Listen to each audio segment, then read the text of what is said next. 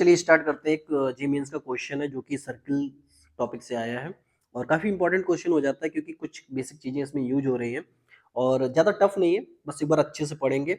Late C1 be the circle in a third quadrant of radius 3 that touches both coordinate axis. पहली चीज़ देखो, जितना question आपको समझ में आ रहा है उसको अच्छे से पढ़ेंगे और उसको नोट करते जाएंगे। पहली चीज यहाँ पे क्या बोली है कि थर्ड क्वाड्रेंट में है और दोनों एक्सिस को करता है टच।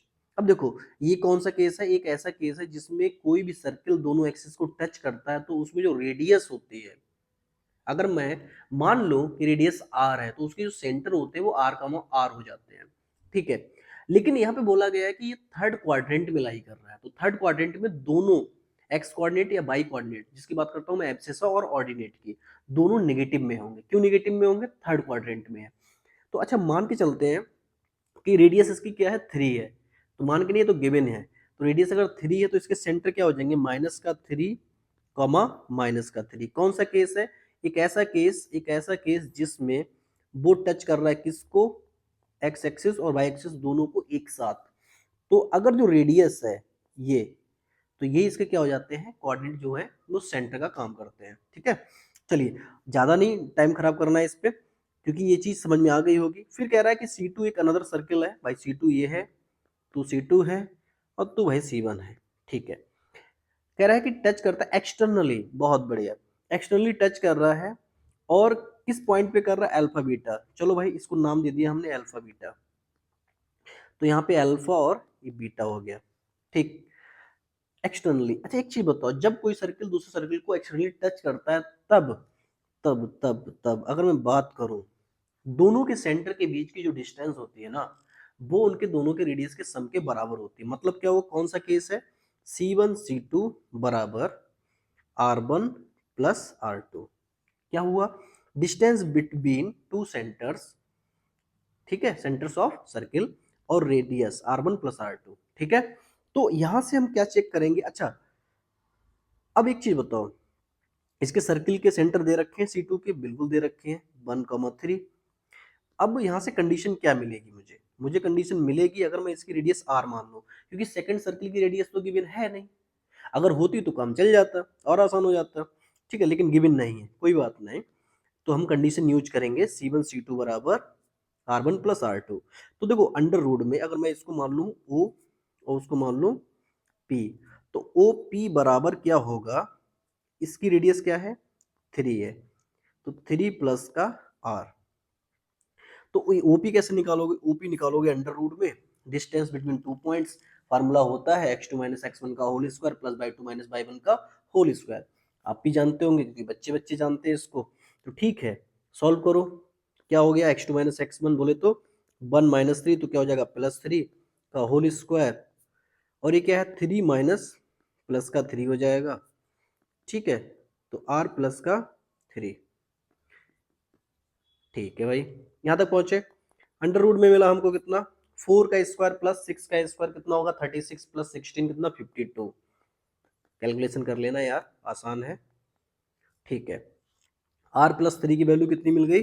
√52। जरूरत पड़ेगी तो लगा लेंगे, नहीं जरूरत पड़ी तो कोई बात नहीं। अच्छा, उसके बाद हमसे बोला जा रहा है कि एक्चुअली टच कर रहे हैं अल्फा बीटा पे और वैल्यू निकालनी है कुछ, बीटा माइनस अल्फा का होल स्क्वायर बराबर m/n, जहाँ GCD है ग्रेटेस्ट कॉमन डिवाइजर, जिसकी हम बात करते हैं, क्या है? 1 है, ठीक है, कोई बात नहीं। अच्छा, एक चीज बताओ, अल्फा बीटा निकालने का कोई साधन हमारे पास क्या है? कुछ नहीं है, लेकिन हमें दिख रहा है एक ओपी लाइन है, एक ओपी लाइन है। ओपी लाइन को अल्फा और बीटा जो है ना, वो डिवाइड कर रहा है किसी रेशियो में, 3 और r रेशियो में। और ध्यान दो, ओ के कोऑर्डिनेट पता है आपको, और भाई साहब p भी पता है आपको। ये तो सेक्शन फार्मूला हो गया। सेक्शन फार्मूला क्या होता है? mx2 प्लस nx1, याद रखना, इसको मत भूलना। इंटरनली डिवाइड करता है तो m/2 n/1 upon m plus n। Very good, याद आ गया। अगर ये याद आ गया तो यहाँ से देखो, अल्फा बराबर निकालोगे तो क्या निकल के आएगा? इसको मान लो आप x1 y1 x2 और y2। मेरा मन कर रहा है पेन चेंज करने का, मैं बिल्कुल करूंगा, ठीक है। ध्यान से देखना, अल्फा बराबर क्या आएगा? mx2, m की वैल्यू 3, n की वैल्यू r, ठीक है। तो आ जाएगा 3 इंटू 1 प्लस का r इंटू माइनस का, ठीक है 3, कोई बात नहीं, ठीक है।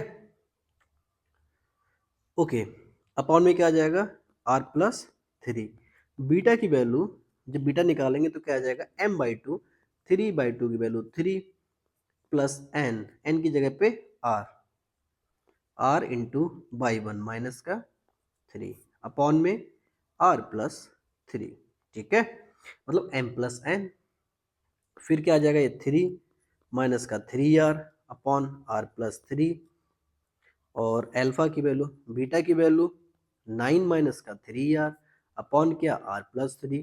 अब गिवन क्या है हमें, गिवन है बीटा माइनस अल्फा का होल स्क्वायर बराबर m अपॉन n। अब बीटा की वैल्यू पुट कर दो, अल्फा की वैल्यू पुट कर दो। ये तो आसान था क्वेश्चन। क्वेश्चन तो देखो आसान आते हैं, लेकिन बस क्या होता है आपको जो पढ़ के गए हो ना वो कितनी जल्दी आपको याद आ जाता है, बात तो बस ये है, ठीक है। जब इसको हम सॉल्व करते हैं तो ध्यान से देखना, हम लेंगे एलसीएम, क्या लेंगे एलसीएम लेंगे, और एलसीएम आएगा r प्लस 3 का होल स्क्वायर। नहीं यार अभी नहीं करते हैं, तो ठीक है, ये 9 माइनस का 3 r माइनस का 3 प्लस का 3r का होल स्क्वायर बराबर m अपॉन n। ये 3r से 3r कैंसिल हो गया, बचा क्या, बचा है 6 अपॉन r प्लस 3 का whole square m upon n। देखो एक चीज, 6 का तो स्क्वायर क्या हो गया 36, और r प्लस 3, r प्लस 3 की वैल्यू वैसे है क्या √52, स्क्वायर करेंगे तो कितना हो जाएगा 52 हो जाएगा, सिंपल है यार। तो ये 52 बराबर किसके चल रहा है m अपॉन n के। लेकिन एक चीज हमें गिवन है, m प्लस n की वैल्यू निकालनी है, उसके साथ साथ कुछ गिवन ये है कि दोनों का जीसीडी होना चाहिए ना, ग्रेटेस्ट कॉमन डिवाइजर, वो 1 होना चाहिए। तो यार इसको डिवाइड कर लो, 36 है 54 है, 4 से डिवाइड हो जाएगा, ये 9 आएगा, ये 13, तो ये क्या है m upon n, m upon n। अब देखो 9 अपॉन 13, तो m प्लस n की वैल्यू निकालनी है, और m प्लस n बराबर क्या हो जाएगा 9 प्लस का 13 बराबर 22, ठीक है। तो आंसर क्या हो गया फर्स्ट पार्ट। और कॉन्सेप्ट क्या लगा, पहला कि वो थर्ड क्वाड्रेंट में है तो उसके सेंटर्स के जो कोऑर्डिनेट होंगे वो क्या होंगे, दोनों माइनस में, एब्सिसा और ऑर्डिनेट दोनों माइनस में होंगे।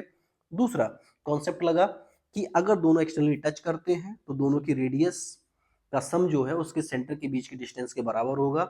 फिर एक सेक्शन फार्मूला लगा, तो टोटल 2-3 फार्मूले लगने के बाद आपका जे मीन्स का क्वेश्चन हो गया, ठीक है। और हाँ अगर समझ में नहीं आया हो तो प्लीज़ कमेंट करके जरूर पूछ ले, अगर समझ में आ गया हो तो हाँ थोड़ा सा तो अप्रिशिएट कर सकते हैं, लाइक वाइक तो कर सकते हैं ना। चलो इतना बहुत है आज के लिए, थैंक यू।